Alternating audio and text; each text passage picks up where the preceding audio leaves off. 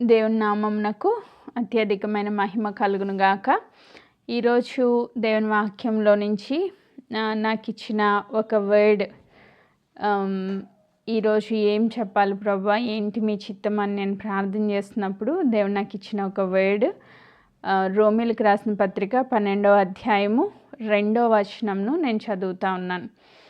మీరు ఈ లోక మర్యాదను అనుసరింపక ఉత్తమమును అనుకూలమును సంపూర్ణమునైన దేవుని చిత్తమేదో పరీక్షించి తెలుసుకొనున్నట్లు మీ మనస్సు మారి నూతన మగుట వల్ల రూపాంతరము పొందుడి.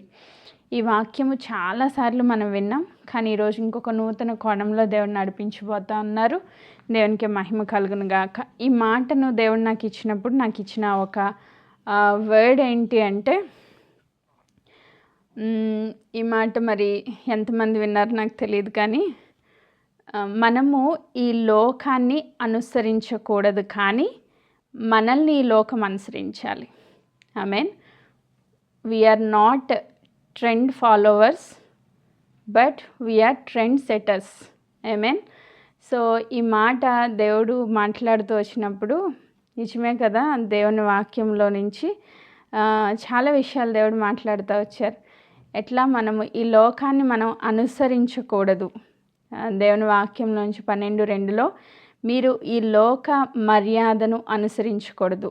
ఈ లోకమంతా ఎట్లా ఉంది అంటే, ఒక ఇష్టమైన ఒక యాక్టర్ ఉన్నారనుకోండి. ఫర్ ఎగ్జాంపుల్, సినిమాలు చూసే వాళ్ళకి ఇష్టమైన యాక్టర్స్ ఉంటారు.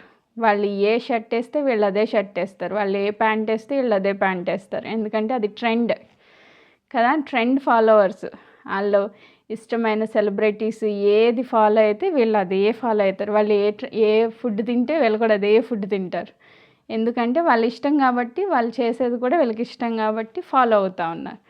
కానీ మనకి దేవుడు వాక్యంలో నుంచి ఏం చెప్తున్నారంటే, మనము ఈ లోక మర్యాదను అనుసరించకూడదు.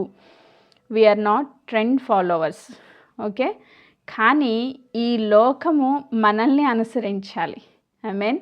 యేసుక్రీస్తు ప్రభు ఈ లోకంలోనికి వచ్చినప్పుడు ప్రభు ఎవరిని ఫాలో అవ్వలేదు. ప్రభు ఆలోచన విధానం కానీ, ప్రభు నడిచిన విధానం కానీ చాలా డిఫరెంట్గా మనకి కనిపిస్తుంది. ప్రభు ఎవరిని ఫాలో అవ్వలేదు, కానీ ప్రభువుని అందరూ ఫాలో అయ్యారు. ఆమేన్. సో యేసుక్రీస్తు ప్రభువు తండ్రి చిత్తాన్ని నెరవేరుస్తూ ఉన్నప్పుడు అనేకులు ప్రభు యొక్క బాటలో నడవడానికి ఇష్టపడ్డారు. సో అలాగే మనం కూడా ఈ లోకములో ఉన్న ట్రెండ్స్ని ఫాలో అవ్వకూడదు, కానీ మనము సంపూర్ణమైన అనుకూలమైన దేవుని చిత్తాన్ని నెరవేరుస్తూ వెళ్ళినప్పుడు మనల్ని అనేకులు అనుసరించినట్లు వీఆర్ ట్రెండ్ సెట్టర్స్లో మార్చబడతాము అని దేవుడు మాట్లాడుతూ వచ్చారు. దీని గురించి నేను ఆలోచన చేస్తున్నా, ప్రభు ఏంటి దీనిలో నీ చిత్తము అన్నప్పుడు, మొదటి రాజుల గ్రంథము, అసలు ఎవరెవరి జీవితాల్లో ట్రెండ్ ఎట్లా సెట్ అయింది అన్నది మనం ఒకసారి చూస్తే మనకు కొంచెం అర్థమైంది. ఎగ్జాంపుల్స్లో వెళ్తే కొంచెం అర్థమైంది అన్న ఉద్దేశం మీద దేవుడు మాట్లాడుతూ వచ్చారు. మొదటి రాజుల గ్రంథము 17వ అధ్యాయము 1 నుంచి నేను చదువుతా ఉన్నాను. అంతటా గిలాదు కాపురస్తుల సంబంధియు తిష్పీయుడైన ఏలియా ఆహాబు నొద్దకు వచ్చి, ఎవని సన్నిధిని నేను నిలవబడి ఉన్నానో, ఇశ్రాయేలు దేవుడైన ఆ యెహోవా జీవము తోడు నా మాట ప్రకారము గాక ఈ సంవత్సరంలో మంచైనను వర్షమైనను పడదని ప్రకటించెను. ఆమేన్.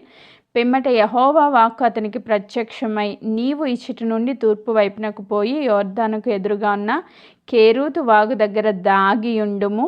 ఆ వాగు నీరు నీవు త్రాగుదువు. అచ్చటికి నీకు ఆహారం తెచ్చినట్లు నేను కాకోలములకు ఆజ్ఞాపించితినని అతనికి తెలియజేయగా, అతడు పోయి యెహోవా సెలవు చొప్పున యోర్దాను నాకు ఎదురుగానున్న కేరూతు వాగు దగ్గర నివాసము చేసెను. ఇప్పుడు లోకమంతా ఏం జరుగుతుంది? ఏలియా వెళ్ళి దేవుని సన్నిధిలో నిలవబడి ఈ దేవుని యొక్క మాటను ఆయన ప్రకటిస్తూ ఉన్నాడు. ఏమని ప్రకటిస్తున్నాడు? ఈ సంవత్సరంలో మంచైనా వర్షమైనా పడదు. సో మంచు పడదు, వర్షం కూడా పడదు, అంటే మొత్తం ఎండిపోయిన పరిస్థితి. తద్వారా ఏమొస్తుంది? కరువు. సో వాటర్ అంతా ఆరిపోతే కరువు వస్తుంది. సో అది అక్కడున్న దేశ ప్రజలందరికీ ప్లస్ అదే ప్రజల్లోని ఏలియా కూడా కరువే. లోకమంతా కరువులో ఉంది. కానీ ఏలియా మాత్రం దేవుని యొక్క మాట విని దేవుడు ఎక్కడికైతే వెళ్ళమన్నారో వెళ్ళి అక్కడ నివాసం చేశారంట. కెరూతు వాగు దగ్గరికి వెళ్ళి అక్కడ నువ్వు నివాసం చేయి, ఆ వాగు నీరు నీకు దాహం తీరుస్తుంది, నేను కాకికి ఆజ్ఞాపించి నీకు ఫుడ్ పంపిస్తానని దేవుడు చెప్పారంట. సో అంతకు ముందు కానీ అంత తర్వాత కానీ కాకి ఫుడ్ తీసుకొచ్చింది ఎవరికైనా ఉందా? అసలు ఆ ట్రెండ్ ఎక్కడైనా ఉందా? అసలు ఎక్కడా లేదు. నేను ఈ మాట ఆలోచిస్తున్నప్పుడు దేవుడు ఫస్ట్ ఇది గుర్తు చేశారు నాకు.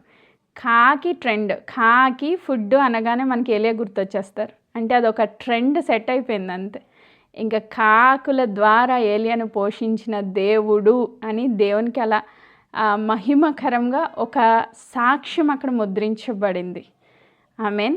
సో ఆ కాకి తీసుకొస్తున్న రోజు ఫ్రెష్ బ్రెడ్, ఫ్రెష్ మీట్. ఇంకా ఆయన కుక్ చేసుకోవాలా, బాధపడాలా, కష్టపడాలా, సంపాదించాలా, ఈ గోలంతా లేదు ఆయనకి. సో మంచి కరువు నడుస్తుంది, కానీ ఈయనకి వేడివేడిగా పొద్దున సాయంత్రం ఫుడ్ వస్తూ ఉంది. ఇది ఎందుకు జరిగింది అంటే ఈయన ట్రెండ్ని ఫాలో అవ్వలేదు, లోక మర్యాదను అనుసరించలేదు, ఈయన కష్టపడలేదు, ఈయన వెళ్ళి నెతుక్కోలేదు, ఈయన సంపాదించుకోలేదు. దేవుని మాటను విశ్వసించి ఆ మాట ప్రకారంగా ఈయన ఫాలో అవుతూ వచ్చారు. ఆమేన్. ఇప్పుడు మనం చదివిన రోమీలకు రాసిన పత్రిక 12:2 ఏమంటారు? ఉత్తమము, అనుకూలము, సంపూర్ణమునైన దేవుని చిత్తాన్ని మీరు ఎరిగి దాని ప్రకారంగా మీ మనస్సు మార్చుకొని రూపాంతరం పొందితే, ఈ లోక మర్యాదను మీరు అనుసరించకపోతే దేవుడు సమస్తాన్ని ఒక ట్రెండ్ సెట్టర్స్గా మిమ్మల్ని మారుస్తారు. ఆమేన్. సమస్తాన్ని అనుకూలపరుస్తారు. ఆమేన్. సో నెక్స్ట్ ఈ కెరూతు వాగు ఎండిపోయిందంట. ఈయన వెంటనే ప్రార్థన చేసుకున్నప్పుడు ఏం చేయాలి ప్రభువా? మళ్ళీ 8వ వచనానికి వచ్చేసరికి అంతటా యెహోవా అతనికి ప్రత్యక్షమై ఇలాగ సెలవిచ్చాను, నీవు సీదోను పట్టణ సంబంధమైన సారేపతు అనే ఊరికి పోయి అచ్చట ఉండుము, నిన్ను పోషించుటకు అచ్చటనున్న ఒక విధవరాలికి నేను సెలవిచ్చి తిని. అక్కడ అయిపోయింది. నెక్స్ట్ ఏంటి ప్రభువా అంటే ఇప్పుడు కరువు వస్తుందా అంటే ఇప్పుడు కూడా కరువు రాదు ఆయనకి. ఎందుకు? దేవుని యొక్క సంపూర్ణ చిత్తానికి లోబడుతున్నాడు కాబట్టి, సరేపతి విధవరాల దగ్గరికి వెళ్ళు, అక్కడ నేను ఒక విధవరాలకి నీకు భోజనం పెట్టడానికి ఆజ్ఞాపించాను. ఆ విధవరాలు ఏమన్నా సమృద్ధిలో ఉందా అంటే లేదు, ఆమె కూడా కరువులోనే ఉంది. ఇంకా లాస్ట్ పిండి, లాస్ట్ రొట్టె. కానీ దేవుడు ఈయనకి ఆజ్ఞాపించిన కారణాన్ని బట్టి ఈయన్ని పోషించబడమే కాదు, ఆ కుటుంబం అంతా కరువులో సమృద్ధిని అనుభవించారు. ఆమేన్. ఇప్పుడు సారేపతి విధవరాలు అనగానే మనకు గుర్తొచ్చేది ఏంటంటే కరువు కాలం అంతా పోషించబడింది. ఇది ఒక ట్రెండ్ సెట్ చేశారు దేవుడు. అలాగా ఎప్పుడు అలా మనం ఒక గొప్ప సాక్ష్యం పొందుకుంటాము అంటే దేవుని యొక్క సంపూర్ణ చిత్తంలో నడిచినప్పుడు అని దేవుడు మాట్లాడుతూ ఉన్నారు. ఏలియా దేవుని మాటకు లోబడిన కారణాన్ని బట్టి దేవుడి యొక్క సమృద్ధిని ఆ విధవరాలు కూడా అనుభవించింది. ఎందుకంటే ఆ విధవరాలు కూడా ప్రవక్త మాటకి లోబడింది కాబట్టి. ఈరోజు లోక మర్యాదను అనుసరించి నేను ఒక రొట్టె చేసుకుని తినేసి చనిపోతాను అని ఆమె అనుకోకుండా ప్రవక్త చెప్పిన మాటకి లోబడి ఆ చివరి ఆ అప్పమును ఫస్ట్ చేసి ఈ ప్రవక్తకి ఇవ్వడానికి ఆమె ఇష్టపడింది కాబట్టి, దేవుని మాటకి లోబడింది కాబట్టి ఆమె కూడా ఒక ట్రెండ్ సెట్టర్గా మార్చబడింది. ఆమేన్. Praise God. సో ఇంకా దీని గురించి నేను ఆలోచన చేస్తే ఆదికాండం 6వ అధ్యాయానికి వస్తే మనకి ఎవరు కనిపిస్తారంటే నోవాహు కనిపిస్తారు. నోవాహు గురించి మనందరికీ తెలుసు. నోవాహు ఆ తరంలో నీతిమంతుడిగా దేవుని దృష్టిలో కనిపించారంట. ఎంత నీతిమంతుడైనప్పటికీ అంతకుముందు ఒక చుక్క వర్షము కూడా ఈ భూమి మీద పడలేదు. వర్షం అంటే ఏంటో వాళ్ళకి తెలియదు. అసలు మనిషికి వర్షం అంటే ఏంటో తెలీదు. ఆకాశంలో నుంచి నీళ్లు పడడం ఏంటి? అసలు అంతకు ముందు ఎప్పుడూ లేనిది అప్పుడు సడన్గా జరిగిద్దంటే ఎవ్వరూ నమ్మరు. అసలు నోవాహు కూడా నమ్మకూడదు.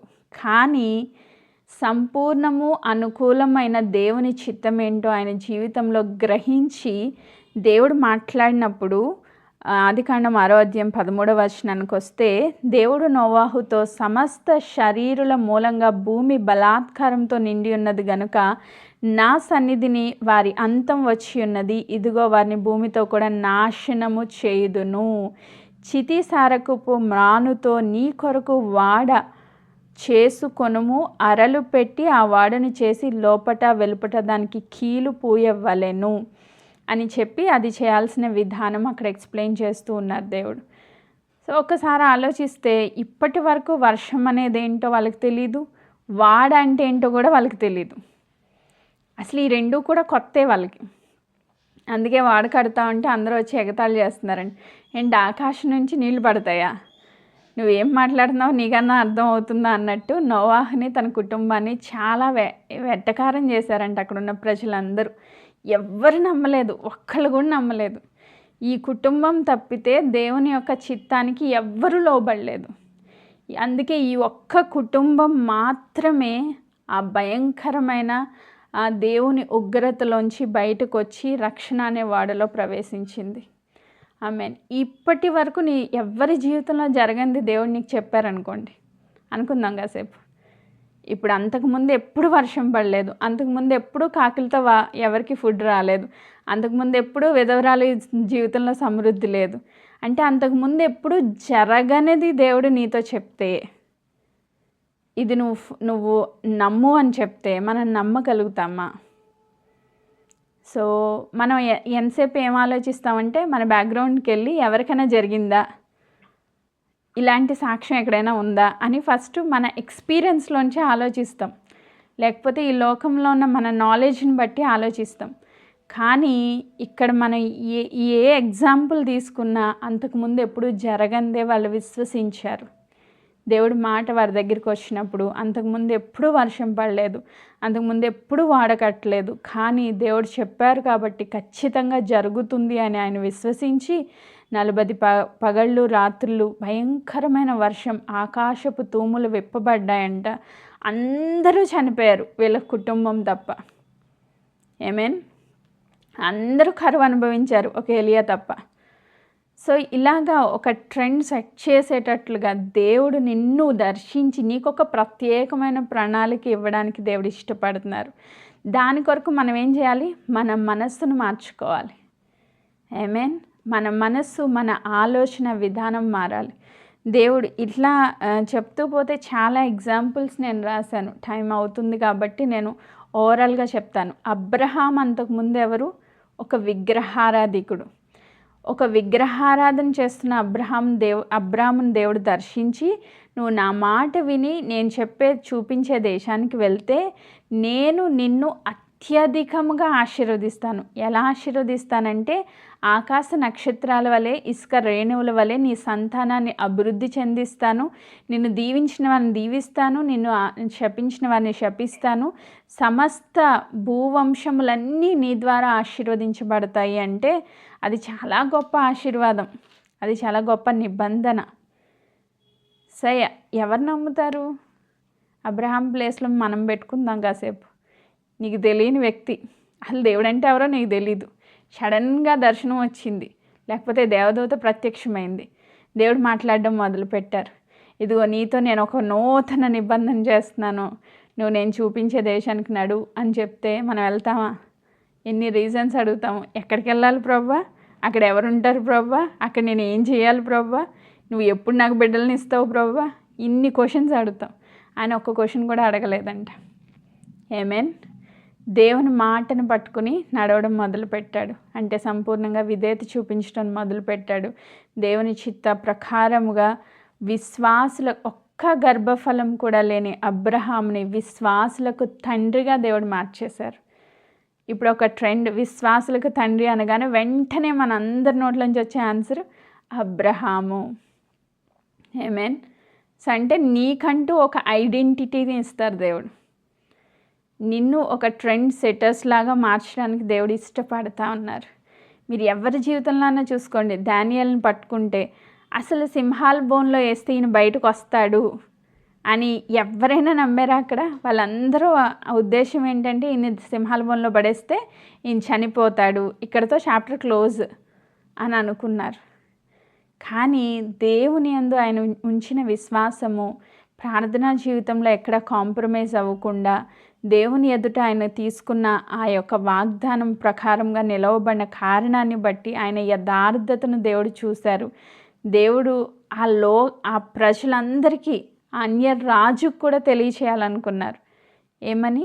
సింహాల నోళ్లను మోయగలిగిన దేవుడు, జీవము గల దేవుని యొక్క దాసుడిగా దానియేలు ఉన్నాడని. ఆమేన్. అప్పటి వరకు ఆయన రూమ్లో ప్రార్థన చేసుకునేవాడు. ఇప్పుడు వెళ్ళి డైరెక్ట్ సింహాల గృహలో కూర్చుని ప్రార్థన చేస్తున్నాడు. అది రూమ్ అయితే ఏంటి, సింహాల గృహ అయితే ఏంటి, ఏదైనా ఒకటే ఆయనకి. ఆమేన్. అక్కడ దేవుడు ఉన్నాడు కాబట్టి ఏది అంత మాత్రం ఆయనకి హాని జరగలేదు. సో మనము వెళ్తున్న మార్గంలో ఒకవేళ సింహాల గృహలే వచ్చిన మన దేవుడు మనల్ని విడిపించగలడు అని ఒక ట్రెండ్ ఎక్కడ సెట్ అయిందంటే డానియేల్ దగ్గర సెట్ అయింది. ఆమేన్. ఇప్పుడు ఆ రోజు జరిగించిన దేవుడు ఎంత గొప్ప దేవుడు అని ఈరోజు మనము ఒక గొప్ప సాక్ష్యముగా ఆయన గురించి చెప్పుకుంటా ఉన్నాం. ఆమేన్. Praise God. అలాగే షద్రకు మేషకు అబేద్నెగోల విషయంలో కూడా అగ్నిగుండంలో ఆరాధన చేయడం అనేది ఎప్పుడు మనం అంతకు ముందు ఎప్పుడు చూడలేదు, ఎప్పుడు జరగలేదు.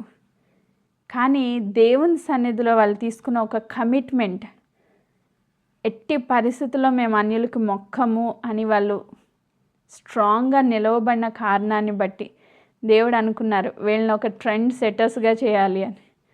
అగ్నిగుండంలో వెళ్ళకపోతే ఈరోజు షద్రకు మేషకు అబేద్నెగోలు ఎవరో మనకు తెలియదు. వెళ్ళారు కాబట్టే, అక్కడ దేవుణ్ణి ఆరాధించారు కాబట్టే ఈరోజు వాళ్ళని ఒక ఎగ్జాంపుల్గా మనం చెప్పుకుంటా ఉన్నాం. సో ఇలా చూస్తే చాలా ఎగ్జాంపుల్స్ మనకి కనిపిస్తాయి. ఇవన్నీ ఏంటి అంటే దేవుడు ఎందుకు మనతో మాట్లాడుతున్నారంటే ఒక ట్రెండ్ని వీళ్ళు సెట్ చేశారు. చేప అనగానే మనకి ఎవరు గుర్తొస్తారు? యోనా. మాట ద్వారా స్వస్థత కలుగుతుందంటే ఎవరు గుర్తొస్తారు? శతాధిపతి. పరిశుద్ధాత్మ బాప్తీష్మం అయిన తర్వాత నీటి బాప్తీష్మం పొందిన వ్యక్తుల్లో మొట్టమొదటి వ్యక్తి ఎవరు అంటే మనకి కొర్నేలు గుర్తొస్తారు. సో విశ్వాసంతో వస్త్రపు చెంగు తాకినప్పుడు స్వస్థత కలిగిపోద్ది అని అంటే ఎవరు గుర్తొస్తారు? రక్తస్రావం కలిగిన స్త్రీ గుర్తొస్తుంది. సో ఇలా వీళ్ళందరూ వాళ్ళని దేవుడు నడిపించిన విధానంలో వారి విశ్వాసంతో నడిచారు కాబట్టి వాళ్ళు ఒక ట్రెండ్ని సెట్ చేసి వెళ్ళారు. ఆమేన్. సో ఈరోజు దేవుని యొక్క చిత్తంలో ప్రతి ఒక్కొక్కరికి ఒక్కొక్క ఉద్దేశం ఉన్నది. ఇప్పుడు చూడండి, నేను ఇప్పుడు చెప్పిన ఎగ్జాంపుల్స్లో ఏదైనా రిపీట్ అయిందా? ఎక్కడైనా రిపిటేషన్ మనకు కనిపిస్తూ ఉందా? గొల్యాతు అనగానే దావీదు గుర్తొస్తాడు. సో ఎక్కడైనా వాళ్ళు సింహాల బోన్లోకి వెళ్ళారు కాబట్టి నేను కూడా వెళ్తానని ఇంకొకరు ఎవరైనా వెళ్ళారా? నో. ఒక్కొక్కళ్ళ పక్షంగా దేవునికి ఒక్కొక్క ఉద్దేశం ఉంది, ఒక్కొక్క న్యూ ట్రెండ్ ఉంది. సో మనల్ని ఒక్కొక్క నూతన విధానంలో దేవుడిని నడిపించాలని ఆశపడుతున్నారు, ఇష్టపడుతున్నారు. సో ఎవరి లైఫ్ ఇంకొకరిని కాపీ చేసినట్టుగా ఉండదు మనకి. పేతురు నీడ పడితే స్వస్థత వచ్చిందంట, పౌలు గారు చేతిగొడలు తగిలితే స్వస్థత వచ్చిందంట. వాళ్ళనే దేవుడు ఒకలా వాడుకోలేదు, ఒక్కొక్కరిని ఒక్కొక్కలా వాడుకున్నాడు. స్టెఫెన్ పరిశుద్ధాత్మతో నింపబడినప్పుడు ఆకాశం తెరవబడిందంట. ఫిలిప్ సమరియా పట్టణానికి వెళ్ళినప్పుడు అద్భుత ఆశ్చర్య సూచక్రియలు జరిగినాయి అంట. ఒక్కొక్కరికి ఒక్కొక్క వే, ఒక్కొక్కరిని ఒక్కొక్క రీతిగా దేవుడు వాడుకోవడానికి ఇష్టపడ్డారు. సో ఈరోజు దేవుడు ఏం చెప్తున్నారు ఇవన్నింటి ద్వారా మనకి అంటే, మనల్ని కూడా ఒక విధానంలో దేవుడు నడిపించడానికి ఇష్టపడుతున్నారు. నువ్వు ఎవరిని ఫాలో అవ్వాల్సిన అవసరం లేదు. ఈ లోకంలో లోక పద్ధతులు కానీ లోక ఆచారాలు కానీ, అందరికీ అప్పులు ఉన్నాయి, నాకు కూడా అప్పు ఉంది. అందరూ కరువులో ఉన్నారు, నేను కూడా కరువులో ఉన్నాను. అందరికీ అనారోగ్యాలు ఉన్నాయి, నాకు కూడా అనారోగ్యం ఉంది.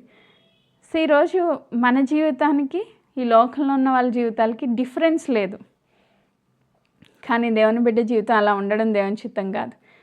అందరికీ అనారోగ్యం ఉంది, నాకు కూడా అనారోగ్యం ఉంది. కానీ నా అనారోగ్యం ద్వారా దేవునికి అత్యధికమైన మహిమ కలగాలని ఆ రక్తస్రావం కలిగిన స్త్రీ ఇష్టపడింది కాబట్టి, విశ్వాసం ఉంచింది కాబట్టి ఒక ట్రెండ్ సెట్ చేసి వెళ్ళింది ఆమె. ఆమేన్. విశ్వాసంతో నేను వస్త్రపు చెంగును తాకుతాను అనుకుంది. సో చనిపోయిన యాయీరు కుమార్తె విషయంలో యాయీరు నమ్మాడు. ప్రభు వచ్చి నా కుమార్తె చెయ్యి పట్టుకుంటే ఆమె లేస్తుంది అని నమ్మాడంట. ఆ విశ్వాసంతో ఆమె లేచింది. అంటే ఒక్కొక్కళ్ళు ఒక్కొక్కటి నమ్మారు. ఆ ఒక్కొక్క నమ్మిక చొప్పున దేవుడు వారి జీవితాల అద్భుతాలు చేశారు. ఈరోజు నీకున్న అప్పు, లేదా ఆర్థిక ఇబ్బంది, లేదా అనారోగ్య పరిస్థితి, లేదా కుటుంబ సమస్య, ఏదైనప్పటికీ దీనిలో నేను దేవుని అద్భుతాన్ని చూడాలి, ఈ లోకం చూసినట్లు కాదు, దీనికి డిఫరెంట్గా మన జీవితాల్లో వచ్చే సమస్య ఒక సాక్ష్యంగా మలచబడాలి, ఒక యూనిక్ ఎగ్జాంపుల్గా మనం ఉండాలి అని దేవుడు కోరుకుంటున్నారు. సింహాల బోను అది చాలా పెద్ద సమస్య, మరణానికి జీవానికి మధ్యలో నిలబడే సమస్య అది. కానీ ఆ సమస్య ఒక సాక్ష్యంగా మార్చబడిందంట. ఆమేన్. ప్రపంచం అంతా కరువులో నడుస్తుంది, కాకి తీసుకొచ్చి ఆహారం ఇవ్వడం అది పెద్ద సమస్య, కానీ ఇది ఒక గొప్ప సాక్ష్యంగా మలచబడింది.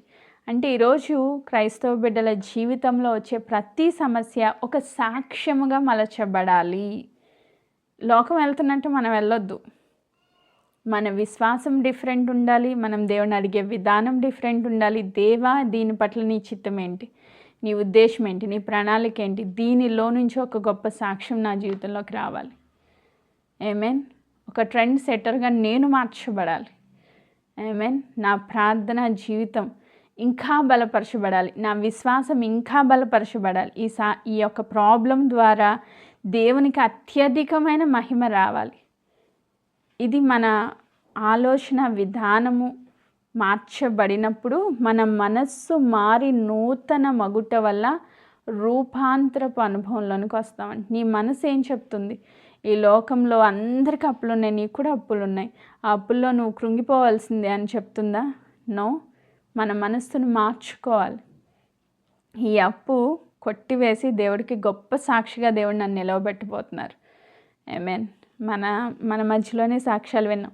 25 lakhs ఎప్పుడు అప్పులు రాసుకోవడమే పని అంట సిస్టర్ చెప్పారు. ఇప్పుడు అప్పులు కొట్టేస్తూ ఉన్నారండి. ఈ సంవత్సరం అప్పులన్నీ కొట్టివేయబండి అని సాక్ష్యం ఇచ్చింది. సో అలా సాక్ష్యాలు మన జీవితంలో ఉన్న ప్రతి సమస్య ఒక సాక్ష్యముగా మలచబడాలి. అది యూనిక్గా ఉండాలి. అందరూ వెళ్ళిన వే కాదు, దేవుడు నన్ను ఒక డిఫరెంట్ వేలో నడిపిస్తున్నారు, అది నువ్వు ఎక్స్పీరియన్స్ చేయగలగాలి. అలా ఎక్స్పీరియన్స్ చేయాలి అంటే మనము యేసుక్రీస్తు ప్రభుని అనుసరించాలి. ఫాలోయింగ్ జీసస్ అన్నది మాత్రం చాలా ఇంపార్టెంట్. వీళ్ళందరి జీవితాల్లో చూడండి, వాళ్ళందరూ ప్రభువుని అనుసరించిన వ్యక్తులు కాబట్టి వాళ్ళ జీవితాల్లో ఒక అద్భుతాన్ని, ఒక ఆశ్చర్య రీతిగా వారి యొక్క సమస్యల్ని సాక్ష్యాలుగా మలుచుకోగలిగారు. ఈరోజు దేవుణ్ణి అనుసరించే వ్యక్తిగా నువ్వు ఉన్నావా? ఈ లోక మర్యాదను అనుసరించే వ్యక్తిగా ఉన్నావా? ఒక్కసారి ఆలోచించేద్దాం. లోక మర్యాదను అనుసరించవద్దు, ఉత్తమమును అనుకూలమును సంపూర్ణమునైన దేవుని చిత్తమేంటో పరీక్షించండి. ప్రతి ప్రాబ్లం వెనకాల దేవునికి ఒక ఉద్దేశం ఉన్నది, దేవునికి ఒక చిత్తం ఉన్నది, అది మీరు పరీక్షించండి అంటున్నారు ఇక్కడ. అది ఏంటి? ఎందుకు వచ్చింది? నా జీవితంలో ఈ సింహాల బోను ఎందుకు వచ్చింది? దేవునికి మహిమకరంగా వచ్చింది. అది మనం తెలుసుకున్నప్పుడు భయం లేకుండా దాని లోపలికి ప్రవేశించగలుగుతాం, ధైర్యంగా బయటికి రాగలుగుతాం. ఆమేన్. సో దేవుని చిత్తం ఏంటి?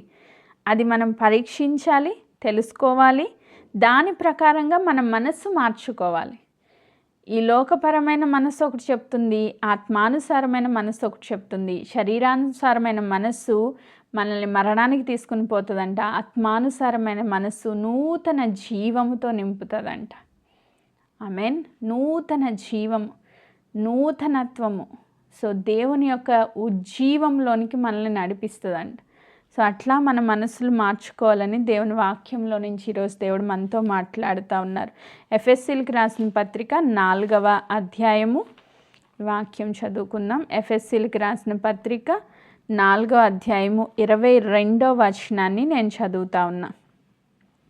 కావున మునపటి ప్రవర్తన విషయంలోనైతే మోసకరమైన దురాశల వలన చెడిపోవు మీ ప్రాచీన స్వభావమును వదులుకొని మీ చిత్తవృత్తి యందు నూతన పరచబడిన వారై నీతియు యథార్థమైన భక్తి గలవారై దేవుని పోలికగా సృష్టింపబడిన నవీన స్వభావమును ధరించుకొనవలెను. సో ఇక్కడ 2 స్వభావాలు ఉన్నాయి. ఒకటి ప్రాచీన స్వభావము, 2 నవీన స్వభావము. ప్రాచీన స్వభావము దగ్గర ఇంకొక మాటలో చెప్పాలంటే పాత స్వభావం, ఈ లోక స్వభావం. సో మన శరీరానుసారమైన స్వభావం, దాన్ని ఏం చేయాలంటే మనం వదిలేయాలి. నీ శరీరం ఏం చెప్తుంది, నీ చుట్టూ ఉన్న ప్రజలు ఏం చెప్తున్నారు, నీ ఈ లోకానుసారమైన జ్ఞానం ఏం చెప్తుంది, దాన్ని కంప్లీట్గా మనం వదిలేసేయాలి.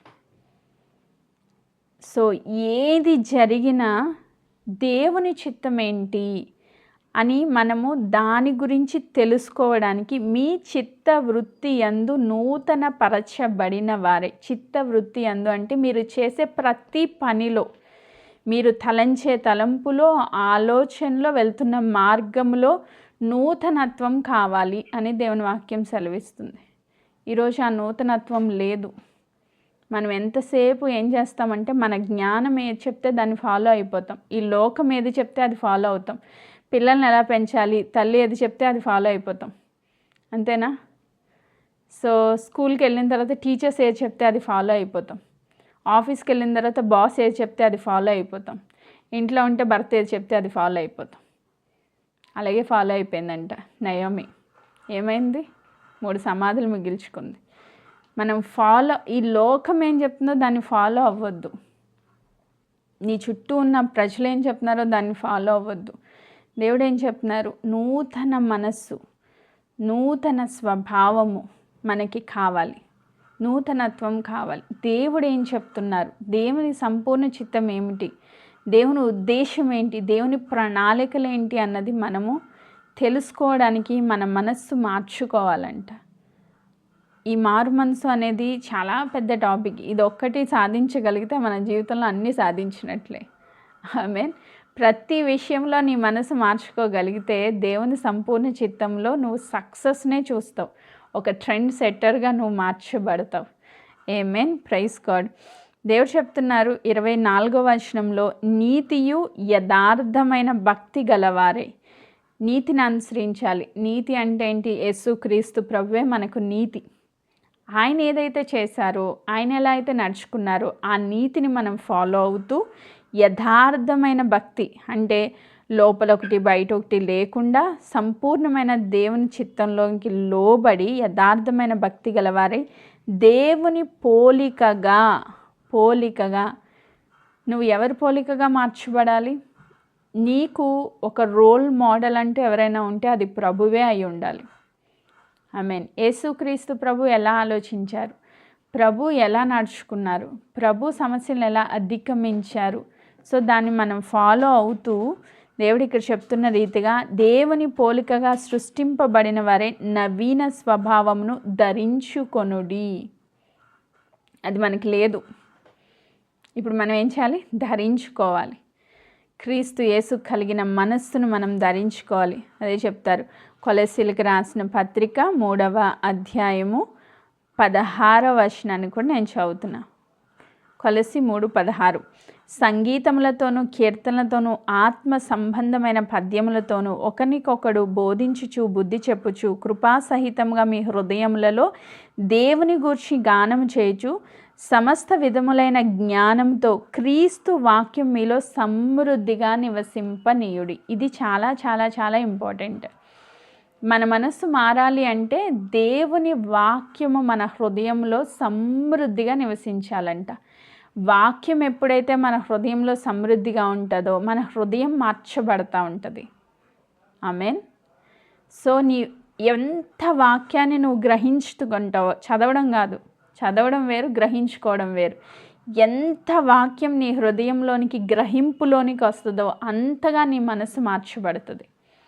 అందుకే ఇక్కడ పౌల్ గారు చెప్తూ కొలస్సీ సంఘానికి, క్రీస్తు వాక్యం మీలో సమృద్ధిగా నివసింపనీయుడి. వాక్యం ఏమి చెప్తుంది, ఈ సమస్యలో వాక్యము నాతో ఏం మాట్లాడుతుంది, ఆ మాటను నా హృదయంలో ఏం చేయాలంట? నివసింపనీయాలి. అంటే అదొకటే ఇంకా ప్రథమ గురి అన్నమాట. ఇంకా రెండో ఆలోచన రానివ్వకూడదు. నివసించడం అంటే ఈ గృహంలో నేను నివసిస్తున్నాను, ఇది నా గృహం. అలాగే దేవుని వాక్యం మన హృదయంలో నివసించాలి. అంటే దేవుని వాక్యమే ఇంకా అక్కడ ఏలుబడి చేయాలి. ఇంక వేరే ఏలుబడి అనేది ఉండకూడదు. అంటే వేరే ఆలోచన కూడా మనం రానివ్వకూడదు. ఐ మీన్ సమృద్ధిగా వాక్యం నివసించే ఆ స్థితిలోనికి మన హృదయాన్ని తెచ్చుకుంటే, మన మనస్సు మార్చుకుంటే మనము ఒక ట్రెండ్ సెట్టర్స్ లాగా మార్చబడతాం. ఆమేన్. Praise God. ఇంకొక మాట చదువుతున్నాను. కీర్తనల గ్రంథం 1వ అధ్యాయం మనకు అందరికీ సుపరిచితమైన మాటే కదా. 1వ అధ్యాయము 1-3 వచనాలు కీర్తనల గ్రంథంలో మనం చూస్తే అక్కడ భక్తుడు చెప్తూ ఒక మాట అంటారు. ఒకసారి చదువుతున్నాను చూడండి. కీర్తనలు 1:1 దుష్టుల ఆలోచన చొప్పున నడవక, పాపుల మార్గంన నిలువక, అపహాస్యకులు కూర్చుండు చోటు కూర్చుండక, యెహోవా ధర్మశాస్త్రం నందు ఆనందించుచు దివారాత్రము దాన్ని ధ్యానించువాడు ధన్యుడు. అతడు నీటి కాలువల ఎవరన నాటబడినవాడే, ఆకు వాడక తన కాలమందు ఫలమిచ్చు చెట్టు వలె ఉండును. అతడు చేయనదంతయు సఫలమగును. ఆమెన్. ఇక్కడ 3 మాటలు చెప్తున్నారు. ఫస్ట్, దుష్టుల ఆలోచన చొప్పున నడవద్దు, పాపుల మార్గంలో నిలవద్దు, అపహాస్యకులు కూర్చుండే చోటు కూర్చుండొద్దు. ఈ లోకంలో ఉన్న దేవుని బిడ్డలు కాని వాళ్ళందరూ దుష్టులే నన్ను అడిగితే. ఆమేన్. సో ఈ మాట అంటే దయతో క్షమించాలి. ఎందుకంటే వాళ్ళు ఎవరి ఏలుబడిలో ఉన్నారు? వాళ్ళకి ఆలోచన చెప్పేవాడు ఎవడంటే సాతాను. ఆడు ఎంత మంచివాడైనా అయి ఉండొచ్చు, కానీ వారికి అధిపతిగా సాతాను ఉన్నాడు కాబట్టి, ఆ దుష్టుని చేతిలో వాళ్ళు ఉన్నారు కాబట్టి వాళ్ళ ఆలోచన చెప్పని మనం నడవకూడదు. ఆమేన్. రెండవది, పాపుల మార్గంలో నిలవద్దు. ఈ లోకంలో యేసుక్రీస్తు ప్రభు రక్తం చేత కడగబడలేని ప్రతి ఒక్కడు పాపే కాబట్టి వాళ్ళ మార్గాల్లో మనము నిలవకూడదు. అపహాస్యకులు కూర్చుని చోటు కూర్చుండకూడదు. ప్రతి దానికి ఎటకారంగా మాట్లాడే వాళ్ళు మన చుట్టూ చాలామంది ఉంటారు. నువ్వు దేవుని వాక్యాన్ని ఫాలో అవుతున్నప్పుడు నవ్వేవాడు చాలామంది ఉంటారు. ఎస్, నోవాహు వాడు కడుతుంటే చాలామంది నవ్వారంట. సో అలాంటి పరిస్థితి నీకు చాలా ఎదురవుద్ది. దేవుని వాక్యం కోసం నువ్వు నిలవబడాలి అనుకున్నప్పుడు చాలా వ్యతిరేకత ఉంటుంది, చాలా అపహాస్యం ఉంటుంది, చాలా విధాలుగా నిన్ను కష్టపెడతారు, దుఃఖపెడతారు. బట్ నువ్వు దేవుని వాక్యము దివారాత్రము ధ్యానము చేస్తూ చదువుతూ కాదు. చదివే వాళ్ళు చాలామంది ఉంటారు, చదివే వాళ్ళతో ఉపయోగం ఏమీ లేదు. ధ్యానము చేస్తూ దాని ప్రకారంగా నీ జీవితాన్ని మార్చుకోగలిగితే, వాక్యంలో ఆనందించగలిగితే నీ జీవితం ఎలా ఉంటుందంట, నువ్వు చేసే ప్రతి పని సఫలీకృతమైద్ది. ఆకు వాడక ఫలమిచ్చే చెట్టులాగా నువ్వు ఎప్పుడు పచ్చగా ఉంటావని దేవుని వాక్యం సెలవిస్తూ ఉంది. ఈరోజు దేవుని చిత్తం ఏంటి? చాలామందికి అర్థం కావట్లా. దేవుని చిత్తం అర్థమైతే నీ జీవితంలో సమస్తము జయించినట్లే నువ్వు. ఆమేన్. దేవుని చిత్తం ఏంటి? వాక్యం చదవాలి. దేవా ఈ ప్రాబ్లం వచ్చింది, దీన్ని ఎలా జయించాలి? వాక్యం చదవాలి. దేవుని చిత్త ప్రకారంగా మన మనసు మార్చుకోవాలి. నూతన అనుభవంలోనికి వెళ్ళాలి, రూపాంతరపు అనుభవంలోనికి వెళ్ళాలి. అలా వెళ్తే నువ్వు ఒక ట్రెండ్ సెట్టర్గా ఖచ్చితంగా స్థిరపరచబడగలుగుతావు. ఆమేన్. నీ జీవితంలో ఎప్పుడూ చూడని అద్భుతాలు జరుగుతాయి. ఎంతమందికి ఆశ ఉంది అలాంటి అద్భుతాలు పొందుకోవాలని? నాకు వాళ్ళ దగ్గర జరిగింది, నా దగ్గర జరిగింది కాదు. నీ జీవితంలో జరిగిన అద్భుతం ఎవరి జీవితంలోనే జరగదు. అలాంటి అద్భుతాలు చేయాలని దేవుడు ఆశపడుతున్నారు. ఆమేన్. సో చాలామంది వాళ్ళకి జరిగింది నాకు జరిగిందండి, వాళ్ళ అప్పులు కొట్టేసారు దేవుడు, నా అప్పులు. నో, నువ్వు నీ జీవితంలో ఇది వరకు ఎప్పుడూ వినలేని అద్భుతమైన సాక్ష్యం నీ జీవితంలో దేవుడు సెట్ చేయాలనుకుంటున్నారు. ఆ రీతిగా నేను వాడుకోవాలనుకుంటున్నారు. ఇప్పుడు నేను చదివిన, ఇంకా నేను చాలా రాసుకున్నాను ఎగ్జాంపుల్స్. నియర్లీ 15 మెంబర్స్ది రాశాను. ఈ 15 మెంబర్స్లో ఎవరిది కూడా రిపీట్ అవ్వాల. నేను ఒక్కొక్కటి చూసుకుంటా వస్తుంటే ఒక్కరిది కూడా రెప్యుటేషన్ లేదు. దేవుడు ఒక్కొక్కరిని ఒక్కొక్క రీతిగా నడిపించారు. ఎస్, మనల్ని ఎందుకు నడిపించరు దేవుడు? ఈ 15 మందే కాదు, బైబిల్ చరిత్రలో చూడండి ఎంతమంది ఉన్నారో అంతమందికి ఒక డిఫరెంట్గా దేవుడు నడిపించారు. సో ఈరోజు నన్ను కూడా అలా డిఫరెంట్ వేలో నడిపించాలని దేవుడు ఆశపడుతున్నారు. ఒక్కొక్కరి పట్ల ఒక్కొక్క ఉద్దేశం దేవునికి ఉంది. సో ఒకరిని ఫాలో అవ్వడం కాదు, నువ్వు దేవుని ఫాలో అవ్వడం మొదలు పెడితే నిన్ను 10 మంది ఫాలో అయ్యేటట్లుగా దేవుడు చేస్తారు. ఆమేన్. Praise God. నీ గురించి 10 మంది మాట్లాడుకునేటట్లు, నీ సాక్ష్యం 10 మందికి ఇన్స్పైర్ అయ్యేటట్లు దేవుడు నిన్ను నిలవబెట్టడానికి శక్తివంతుడు, సమర్థుడు. ఆమేన్. Praise God. ఇంకా లాస్ట్ అండ్ ఫైనల్గా ఒక్క మాట చదువుతున్నాను చూడండి. ఫిలిప్పీలకు రాసిన పత్రిక 2వ అధ్యాయము 5వ వచనం. క్రీస్తు యేసునకు కలిగిన ఈ మనస్సు మీరు కలిగి ఉండుడి. క్రీస్తు యేసు కలిగిన మనసు. ఏంటా మనసు? పైన చదివితే 2వ అధ్యాయము 1వ వచనం నుంచి, కావున క్రీస్తునందు ఏ హెచ్చరికైనను, ప్రేమ వలన ఆదరణైనను, ఆత్మయందు ఏ సహవాసమైనను, ఏ దయారసమైనను, వాత్సల్యత అయినను ఉన్న ఎడల మీరు ఏక మనస్కులగినట్లు ఏక ప్రేమ కలిగి ఏక భావం గలవారై ఉండుడి. ఒక్కదాని అందే మనస్సుంచుచు నా సంతోషము సంపూర్ణం చేయుడి.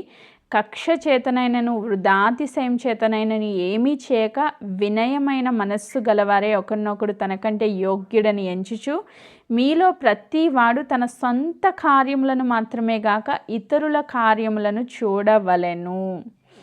ఈరోజు మనందరి బాధ ఏంటంటే, మా ప్రేయర్కి ఎందుకు వచ్చామంటే నాకు ఆరోగ్యం బాగుండాలి, నా కుటుంబం సమృద్ధిని అనుభవించాలి, నా బిడ్డలకి మంచి భవిష్యత్తు కావాలి. నా నా నా నా నా నా అనే వర్డ్ ఫస్ట్ కనిపిస్తుంది మనకి. సో అంటే సెల్ఫిష్గా దేవుడిని మనం వెంబడిస్తూ ఉన్నాం. కానీ క్రీస్తు యేసు మనసు అది కాదు. దేవుడు ఏం చెప్తున్నారు అక్కడ 4వ వచనంలో, మీలో ప్రతి వాడు తన సొంత కార్యములను మాత్రమే కాక ఇతరుల కార్యములను కూడా చూడవలెను. సో నా జీవితంలో దేవుడు ఉన్నారు కాబట్టి అన్నీ సెట్ చేయగలరు. ఆమేన్. దేవుడు నన్ను ఆశీర్వదించగలరు, నా బిడ్డలను దీవించగలరు, నా కుటుంబాన్ని సమృద్ధినివ్వగలరు.